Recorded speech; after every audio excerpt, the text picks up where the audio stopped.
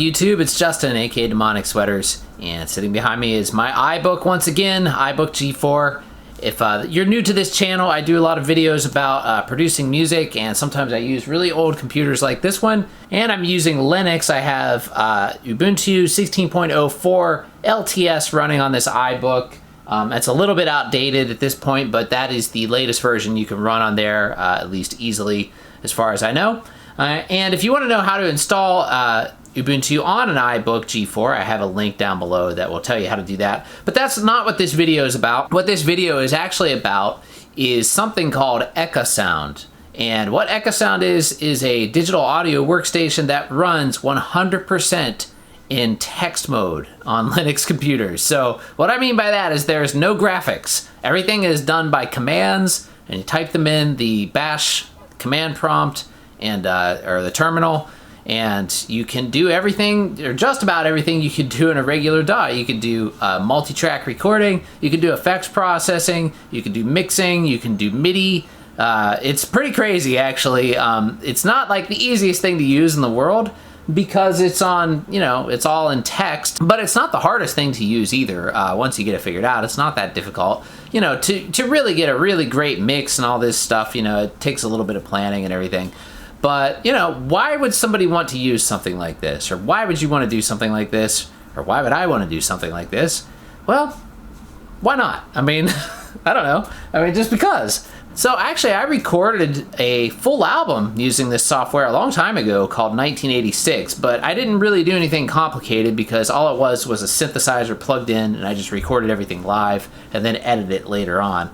But it was, you know, still, I used Ecasound, and then I did a couple of individual songs where I did multi-track recording in it. But today what I'm going to do is try to do some multi-track recording on the iBook using Ecasound and try to show you guys how to do this. So here we go. All right, let me show you what I got going on here before I switch over to the screen capture, which I hope actually works okay. It's pretty rough on these old iBooks. But anyway, what I'm doing, or what I'm going to attempt to do, is use Ecasound to record a drum track coming from Hydrogen through jack, which you can see Hydrogen right here, and jack, my jack connections are right here. And I'll show you how all this works in Ecasound here in a minute. And then I'm also doing, at the same time, I'm going to be recording the audio inputs on my UCA202 coming from my Kawai K1, which is down there, and the sequence from that is actually playing the Kawai K1 is actually coming from Seq24, which is right here within Linux. So I'll play you a second of this so you can hear what it sounds like. And here in a second, Seq24 will kick on. And so that's actually triggering, or not triggering, but it's playing. You know, I have the K1 set in multi-mode, so I can run 8 different instruments at once out of the K1. And the MIDI out is just running, you know, from here down to the K1, and then the K1 output is going back into the iBook, into the UCA202. So I'll be able to record those audio inputs directly into Ecasound. So anyway, let me see what I can do here. Okay, so let me go ahead and I'll just run through the basics here of how Ecasound actually works. Now, there's a few different ways you can do this. Ecasound is basically a, you know, like I said, it's a text-based digital audio workstation, and the way that it determines its inputs and outputs is something called chains, or chain setup, which you can see written right here on the screen. And these chains, you can either type them in as you start Ecasound, or you can create text files and reference the text files to when you start up Ecasound to show you, or to tell Ecasound what to actually do and how to connect. So that's how I'm doing it. I actually created a couple of text files here, and you just use the .ecs format. And as you can see, if we open this one up, you can see it's very simple. What this is, it's telling the inputs and outputs, basically. Like each chain in Ecasound has an input and an output.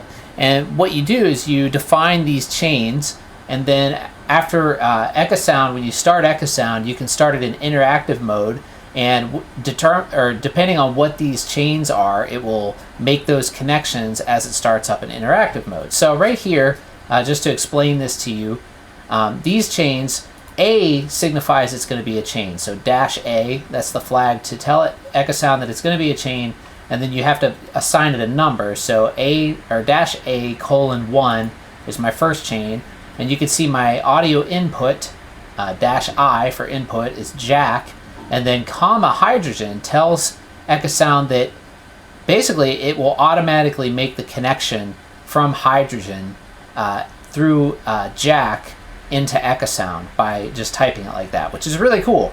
And then output -O tells Ecasound to write a wave file, and I'm just calling that drums.wave.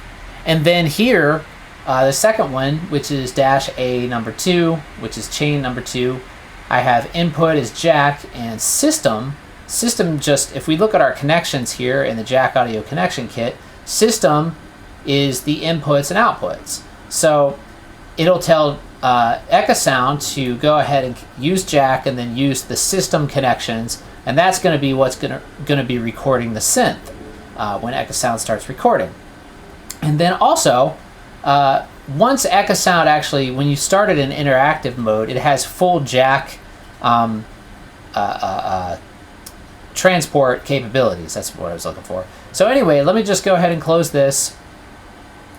And I do think I need to change my Ecasound set, or not Ecasound, but my Seq24 settings here. I think I need to turn off jack master, because now Ecasound is going to be the master. So, but we do want to keep jack transport activated, and that should work. I might have to restart it, but we'll see. Okay, so once we have our inputs and outputs set up, what we need to do now is actually start Ecasound in interactive mode. And in order to do that, we're going to do Ecasound -C for interactive mode, and then if we do -S, that is how you tell Ecasound which chain to use. So I'm going to use the hydro synth in.ecs, that's that text file that I was just showing you, as the chain, and I'm just going to press enter.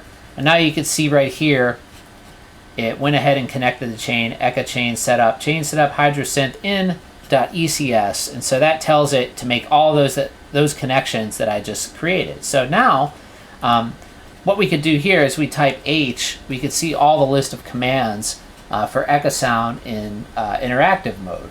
Now, interactive mode basically is just puts Ecasound in a waiting state. And so that way you can start and stop and rewind and do all these types of things that you would do in a normal DAW.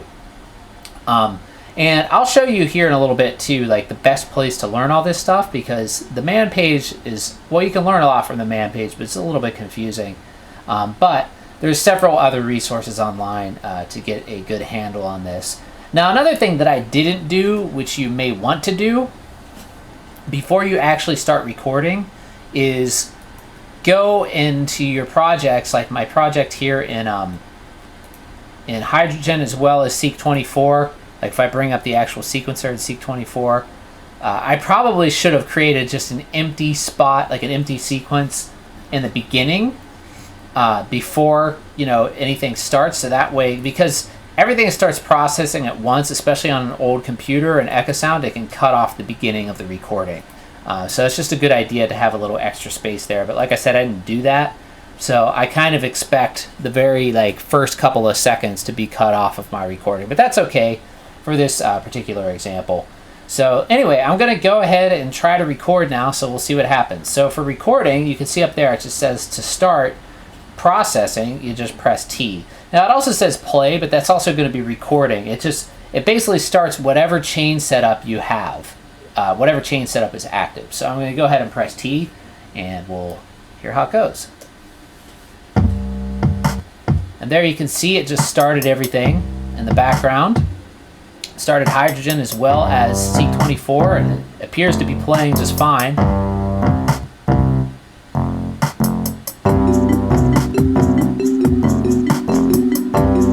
this audio quality isn't going to be great on this video because I'm recording it with my little Zoom handheld recorder, since I don't really have an easy way to do a microphone, screen capture, and high quality audio from the iBook all at once.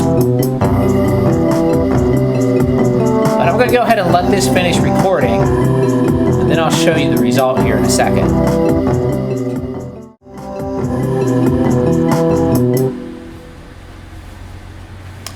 Okay, so that just finished. So now what I need to do is press S for stop in Ecasound, and now just stop the processing. So if we now go into the file browser here,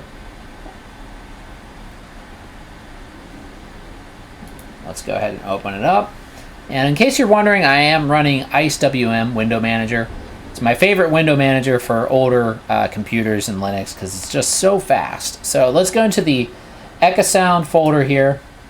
And now we can see we have a drums.wav file and a synth.wav file. So now what I want to do is actually create a little mix. So if we go in here, this one I started the other day, but I think I need to change it. Let's take a look. So we have chain 1 is input drums. Oh no, so this should work. So this is basically going to be a very, very basic mix right here. So what I'm going to do is I'm going to start Ecasound over with this chain setup rather than the other chain setup, and we should be able to hear it all back. So let's go ahead, and you can switch chains within Ecasound, but it doesn't always work. So what I'm going to do is I'm going to close Hydrogen as well as Seq24, so none of that plays with the jack transport, and that shouldn't have changed. So, oh yeah, I'm just gonna go ahead and save it. So let's go ahead and quit Ecasound, and now I'm gonna change my chain setup to my mixing chain. And let's see, let's go. It is, oops, hydrosynth out.ecs. And now we should have a basic mix. Now, this is very basic. I'm just playing both tracks at once with no leveling or no effects or anything like that. But I will mention that you actually can do panning and effects processing and all of that within Ecasound, which is pretty crazy. So I'll probably save that for the second tutorial if I do another one of those. If you guys really like this and you want me to do another one, I will. Because I think it is really darn cool. But anyway, let's go ahead and play it back and let's hear how it sounds. So let's press T to start. And yeah, so did you hear how the very beginning was cut off? Kind of like I suspected, but that's okay. Let me turn it up a little bit.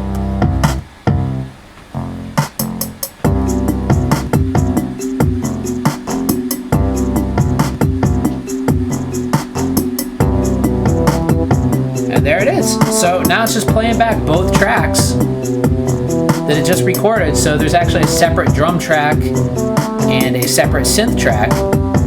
And I can show you what those tracks look like in Audacity as well.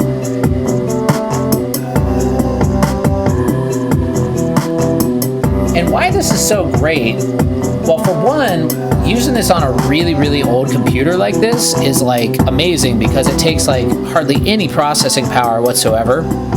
And so you can, I mean, I'm even running this screen capture at the same time and the, all the other programs all at once on this old iBook G4, which is pretty insane. So okay, that's good enough to hear it back. I'll play like the fully mixed song at the end of this video too, so you guys can hear it. But let me just go ahead and press S for stop. And yeah, so that's that. So let's take a look at those tracks in Audacity so we can see what they look like. So let me open up Audacity.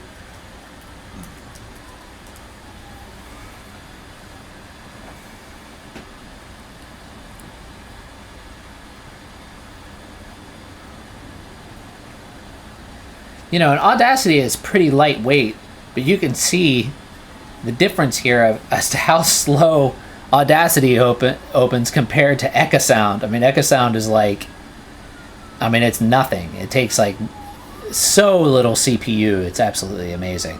But okay, let's go ahead and import these two tracks. Let's go to import audio. And we'll just import drums and synth here.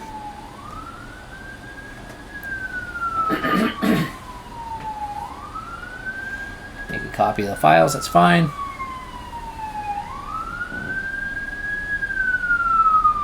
And I apologize for the siren in the background once again. It is New York City.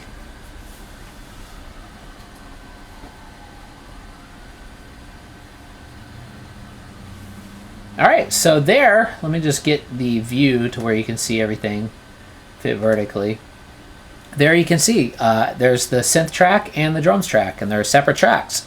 And you can do this with multiple, inputs through jack, either software or hardware inputs. As you can see, I used an audio input as well as a software input. So I used hydrogen and the actual physical audio input of the interface both at the same time. So let's go ahead and play this back. Oh, it actually didn't cut off the beginning. I think it's just the processing time to play back in Ecasound cuts it off a little bit. Now you may want to just mix in Audacity, which is probably what I'm going to do with this, just because it's so much easier. But, well, I don't know. Maybe I'll wait. And, well, no, I do want to play you guys a mix of this song in the video. So I'll do a quick mix here, but then in the next video, if I do a part 2 of Ecasound, then I'll do the effects processing and mixing within Ecasound. Maybe I'll add some extra tracks and stuff to this too. But anyway, that is pretty much it. Ecasound is really, really cool. I really like this program a lot. And, it just goes to show you that you don't need a new computer. You don't need a fast computer. This computer is ancient. This thing is like nearly 15 years old now. And I'm running all this stuff on it. And it just runs really, really well. I just really, really like this thing. It's so much fun to use. And it's especially fun with Linux on it. Mac OS is cool too, but especially with this kind of stuff and, just kind of hacking around these things and seeing what you can make them do in the modern time is a lot of fun. I really enjoy doing this. But anyway, hopefully you guys enjoyed the video again, guys and gals, and non-binary people. And thanks for watching. And if you want to subscribe to my channel, please do. That is great if you can do that. Yeah, check out my Patreon page too if you can. It's just patreon.com/demonicsweaters, and my website and all the links and everything I post everywhere. If you want to check those out, you can. Anyway, thanks for watching. Have a great day, everybody.